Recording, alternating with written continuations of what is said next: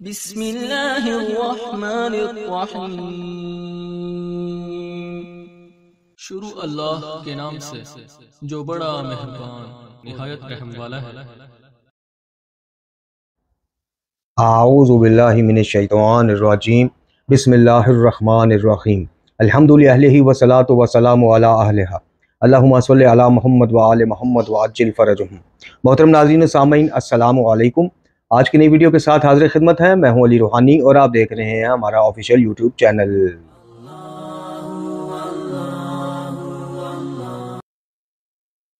मोहतरम नाज़रीन सामीन, हमारी सीरीज़ बाद अशूरा के 8वें दर्स के साथ आपकी खिदमत में हाजिर हैं और आज के दर्स में आपकी खिदमत में हम मुख्तसरन अहवाल पेश करेंगे उस सफ़र का जो सीरानी अहले बैत का सरों के साथ कूफा से शाम की तरफ हुआ।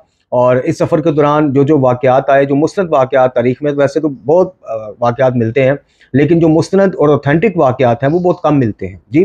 तो हमारी सीरीज़ का बाद अशूरा का मकसद ये है कि हम नौजवानों तक खास कर वो चीज़ें पहुँचाएँ जो अशूरा के बाद जो काफ़िला हुसैनी को दरपेश हुई। देखें, रोज़े अशूर इमाम अली मकाम हुसैन इब्न अली अलैहिस्सलातु वस्सलाम सरकार और दीगर शोहदाए करबला के जो मसाइब थे वो उनकी ज़िंदगियों के साथ ही वहाँ पे उनका अख्ताम हो गया।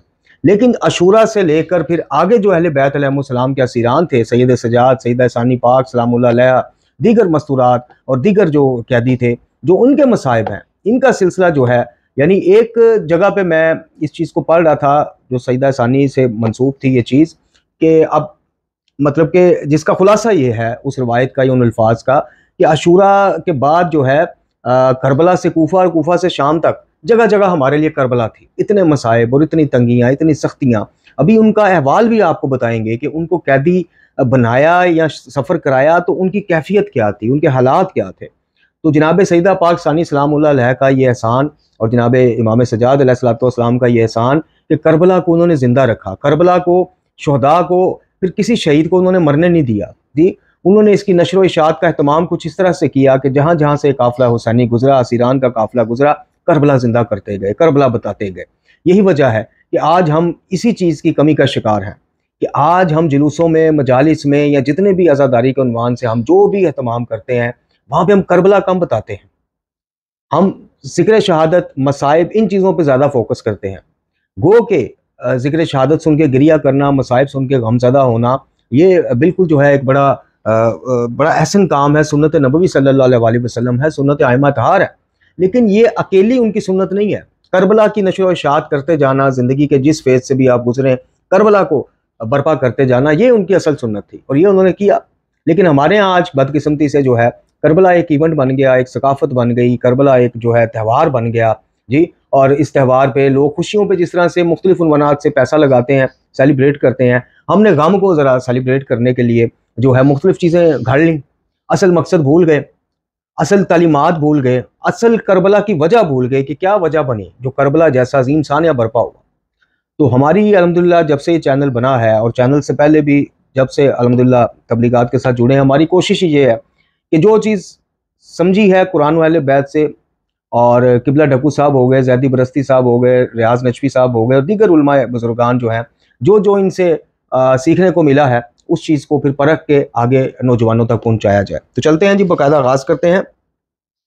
इस ज़ीमन में सबसे पहले आपकी खिदमत में एक रवायत या एक बात कह लें आप, उसकी थोड़ी सी तस्हीह पेश करते हैं जिसे फाज़िल समावी की अब्सारुल ऐन में उन्होंने खात्मे पे लिखा, यानी अब्सारुल ऐन नामी किताब के बिल्कुल एंड पे उन्होंने इस चीज़ का जो है जिक्र किया कि बनी हाशिम के अलावा दूसरे अंसार हुसैन जो थे, यानी इमाम अली मकाम के जो साथी और अंसार थे, उनकी जो ख़वातीन भी कैदी हुई थी शाम गरीबा में, उनको फिर कूफा के दरबार से, इब्न ज़ियाद के दरबार से उनके अहलो याल ने मुख्तलिफ सिफारिशें डलवा कर जी आज़ाद करवा लिया। और कूफा से शाम तक जो सफ़र हुआ है उसमें जो मस्तूरात थी वो बनी हाशिम की मस्तूरात थी या उनकी कुछ कनीज़ें थी, बाकियों को उनके अहलो याल कूफा से ही रिहा करवा कर वापस ले गए। अब ये देखिए किस कदर अफसोसनाक मुकाम है कि बाकी आम जो कनीज़ें हैं इन हस्तियों की, इन मस्तूरात की, उन कनीज़ों के तो सिफारशी आ गए, घर वाले आ गए, उनसे चिढ़ने वाले आ गए कि जनाब इनको आज़ाद करें, कोई फिदिया दे के ले गया, कुछ सिफारिश डलवा के ले गया, कोई ताल्लुकात इस्तेमाल। अहले बैत की मस्तूरात के लिए किसी को गैरत ना आई, किसी को होश ना आई कि चलें जो सानिया करबला में होना था वो हो गया। मतलब ये अब बाज़ लोग बड़ी कूफा वालों की फेवर करते हैं। अभी कमेंट्स में मैं पिछले दिनों में पढ़ रहा था कि कोई साहब ये कह रहे हैं कि जनाब मदीना भी तो खामोश रहा, मदीना से भी तो कोई नहीं आया, कूफे वालों का ये था वो था। मतलब आप सारी पिछली चीजें छोड़ दें, कूफे वालों को गैरत नहीं आई कि मखदूरात इस्मत को कैदी बनाया, दरबार में देख भी रहे हैं, खुतबात भी सुन रहे हैं, वहीं पे गैरत को जोश मार जाती कि यार पीछे जो करबला में हो गया सो हो गया, बाद की बात है, उसके बाबत बाद में बात होगी, इन मस्तूरात इस्मत को छोड़ो। उनकी गैरत नहीं जागी। दूसरी ये चीज है कि जो कूफा के हमायती हैं वो मुझे ये बताएं कि मदीने वालों ने इमाम अली मकाम को खतूत लिखे थे हजारों की तादाद में, या कूफा वालों ने लिखे थे, या मदीने वाले जो मदीना में इमाम थे तो हजारों की तादाद में बाहर जमा हो गए थे कि हमसे बैत लीजिए? कूफा वालों ने खतूत लिखे थे। कूफा वालों ने जनाब इमाम को इस आजमाइश में डाला, इमाम वक्त थे, अगर इनकी नीयत से वाकिफ भी थे फिर भी हुज्जत तमाम हो चुकी थी। और इमाम वक्त का फर्ज है कि जब उनको किसी भी उन्वान से दीन की मदद के लिए या दीन में फैलती बिदात के खात्मे के लिए, नुसरत के लिए पुकारा जाएगा तो इमाम चलेंगे। तो ये कूफा में मिले जुले लोग थे, लेकिन अक्सरियत उन बुज़दिलों की थी जो खामोश हो गए, जो इब्ने ज़ियाद के सामने खाइफ हो गए, डर गए, मुख्तलिफ इख्तराएं ढूंढी।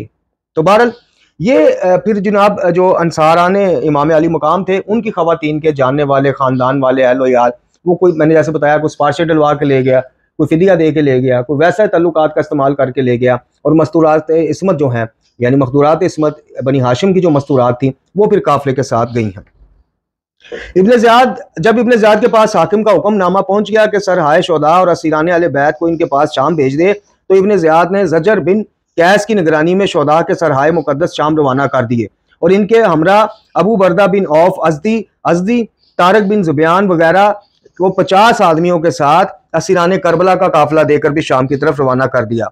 और इनकी यानी इसी रोज़ जिस रोज़ सरहाय मुकद्दस जो है वो शाम की तरफ रवाना किए, इसी रोज़ असीरान आले मोहम्मद को भी मंदरजा बाला अफराद के साथ और कुछ रवायात के मुताबिक शिमर बिल जिलजोशन लाइन की जेर निगरानी एक जमात कसीरा के हमरा रवाना कर दिया, जो बाज़ मनाजिल पर जाकर पहली जमात के साथ यानी जो सर लेके गई थी जमात उनके साथ शामिल हो गए। असीरों की कैफियत यह थी कि इमाम बीमार के गले में तोक था, बाज़ रवायात के मुताबिक हाथों में बेड़ियां हथकड़ियां भी थी, और बाज़ रवायात के मुताबिक उनके हाथ इमाम के हाथ पुश्ते गर्दन से बांधे हुए थे। ये मुख्तलिफ तारीख इब्न खलकान में, तारीख तबरी में, नफ्सुल मामूम में ये मुस्तनद रवायात दर्ज हैं, ये जो असीरी की कैफियत है। अच्छा जी, और पाँव जो है वो शक्ल में शतर के साथ बांधे हुए थे, यानी जो पेट होता है ऊँट का उसके साथ पाँव बांधे हुए थे, और एक रवायत के मुताबिक हाथ पसे गर्दन बांधे थे, और एक के मुताबिक उनमें बेड़ियां थी। और मखदूरात इस तरह बेकजावा ऊँटों पर बेमकना चादर के सवार थी कि तमाम लोग इनका नज़ारा कर सकते थे। इमाम जाफर सादिक अलैहिस्सलाम की एक रवायत है कि सैयद सजाद बयान करते थे कि मुझे एक ऐसे बेपलान ऊँट पर सवार किया गया जो लंगड़ा था, आगे बाबा का सर मुबारक नेजा पर सवार था, पीछे पीछे मखदूरात थी। अगर हम में से किसी की आंख से आंसू निकल आता था तो नेजों की ईनों से इसकी सरकोबी की जाती थी। जब शाम के करीब पहुंचे तो किसी ने कुछ आवाजें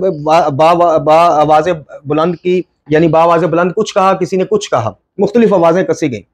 चूंकि बताया जहां जहां से काफिला गुजरना होता था कुछ घुड़सवार जो है पहले ही जाके मनादी करते थे कि जी यहाँ से अमीर वक्त के खिलाफ बगावत करने वाले बागियों जो कत्ल कर दिए गए हैं उनके अहले खाना को लेकर यहाँ से काफिला गुजरना है, तो लोग फिर जमा हो जाते थे शौक में, देखने के शौक में।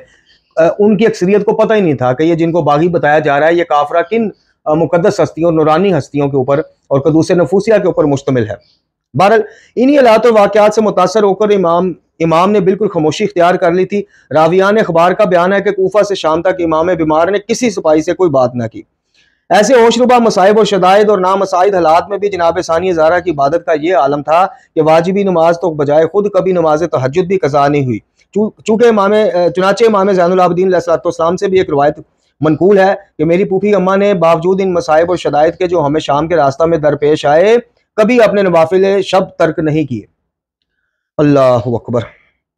जनाब सानिया ज़हरा की यही इबादत और इताअत ही तो थी जिसकी बिना पर जनाब सैयदुल शुहदा ने इनको वसीयत की थी कि मेरी बहन मुझे नमाज शब में अपनी दुआए खैर में कभी फरामोश ना करना। अल्लाह। खुदावंद आलम तमाम आलम इस्लाम की खवातीन को जनाब सईदा पाक सानी की सीरत मुबारक पर चलने की तौफीक और हिम्मत अता फरमाए। अच्छा, बाज़ कुतुब मकातिल में इस सफ़र में कई करामात का ज़हूर और कई सानियात का पेश आना भी लिखा गया है। तबरकन कुछ का हम जिक्र कर देते हैं।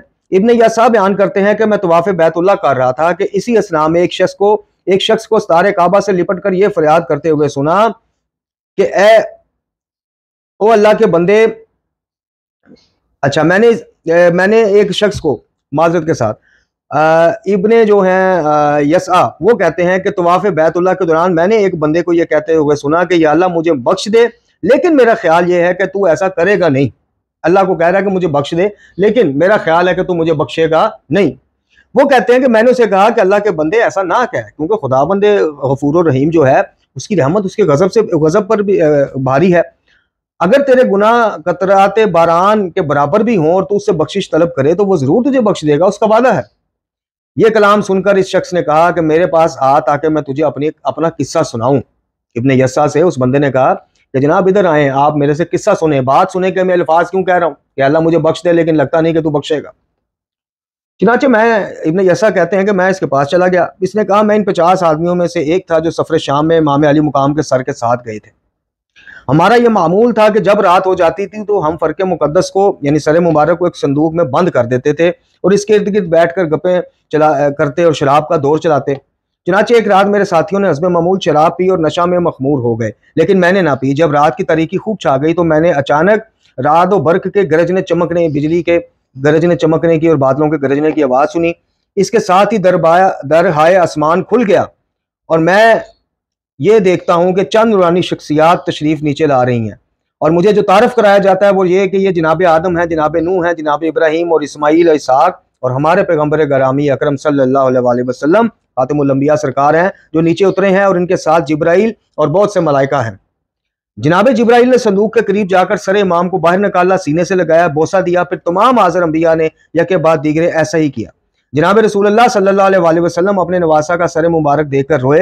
अंबिया ने जनाब खातिमुल अंबिया को ताज़ियत पेश की। फिर जिब्राइल ने खिदमत रसूल में अर्ज़ किया कि या मोहम्मद सल्लल्लाहु अलैहि वसल्लम, खुदाबंद आलम ने मुझे आपकी उम्मत की बाबत आपकी इताअत का हुक्म दिया है। अगर आप हुक्म दें तो मैं इस वक्त ज़मीन को इस तरह तय बाला करके तहस नहस कर दूँ कि जिस तरह मैंने कौम लूत के साथ किया था।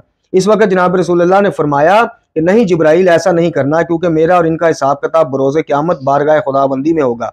फिर फरिश्ते कत्ल करने के लिए हमारी तरफ बढ़े। मैंने कहा अल-अमान या रसूलल्लाह, अल-अमान। हज़रत ने फरमाया चले जा, खुदा तुझे माफ़ ना करे। इस शख्स ने अपना ये तमाम किस्सा बयान करके मुझसे कहा कि अब बताओ क्या इन हालात में मेरी बख्शिश की कोई उम्मीद है कि जब रसूलल्लाह मुझे कह चुके हैं कि खुदा तुझे माफ़ ना करे। ये वाक़या नफ्सुल मामूम में और मक्तलिल मुकर्रम में, लहूफ में, नासिखुल तवारीख और दीगर कुछ कुतब में आया है। इसी तरह कुतुब फरीकैन यानी शिया सुन्नी कुतब में एक वाक़या मज़कूर है कि सर इमाम को शाम की तरफ ले जाने वाले मलाउन किसी मंजिल पर हस्ब मामूल जब रात के वक्त शराब पीने और मसरत और शादमानी का इजहार करने में मसरूफ थे कि यकायक सामने वाली दीवार से एक हाथ नमूदार हुआ जिसमें लोहे का कलम था। फिर इसने इस दीवार पर खून से कुछ शेर लिखे और उन शेर का मफहूम जो था शेरों का वो ये था कि भला वो उम्मत भी जिसने हुसैन को शहीद किया क़यामत के रोज़ इनके जद्दे नामदार की शिफात की उम्मीद रख सकती है। ये होलनाक मंजर देखकर ये मलाउन जो है खौफजदा हो गए और इस मंजिल से आगे चले गए। बाज़ कुतुब में यह वाक़या इस तरह मरकूम है कि सफ़र करते हुए जब मलाउनों ने एक राहब के देर के पास पहुंचे तो इसकी बाज़ दीवारों पर यही मज़कूरा बाला शेर लिखा हुआ पाया। इन्होंने राहब से इस शेर के लिखे जाने की कैफियत दरियाफ्त की। राहब ने बताया कि तुम्हारे नबी के मबूस होने से 500 साल पहले ये शेर लिखा हुआ। अल्लाह सित्ते इब्ने जोज़ी ने लिखा है कि नबी आखिरुल ज़मान सल्लल्लाहु अलैहि वसल्लम की बेसत से 500 साल पहले एक पत्थर पर सरियानी ज़ुबान में ये शेर लिखा था जिसका तर्जुमा ये था कि वो उम्मत जो अपने नबी के नवासे को कत्ल कर दे फिर वो नबी की शिफात की उम्मीदवार कैसे हो सकती है। ये मुख्तसरन दो वाक़यात थे और उस सफ़र के आगाज़ की कुछ अहवाल थी जो आपकी खिदमत में पेश की। इंशाअल्लाह अज़ीज़ कल के दर्स में इस सिलसिले को मज़ीद आगे बढ़ाएंगे और आपको बताएंगे कि फिर मंजिल ब मंजिल ये काफ़िला कैसे जाता गया और क्या क्या वाक़यात पेश आते रहे और फिर शाम के दरबार तक का सारा अहवाल और फिर शाम के दरबार में जो कुछ हुआ इंशाअल्लाह मुस्नद वाक़यात वो आपकी खिदमत में पेश करेंगे। व आखिरु दवाना अनिल हम्दुलिल्लाहि रब्बिल आलमीन।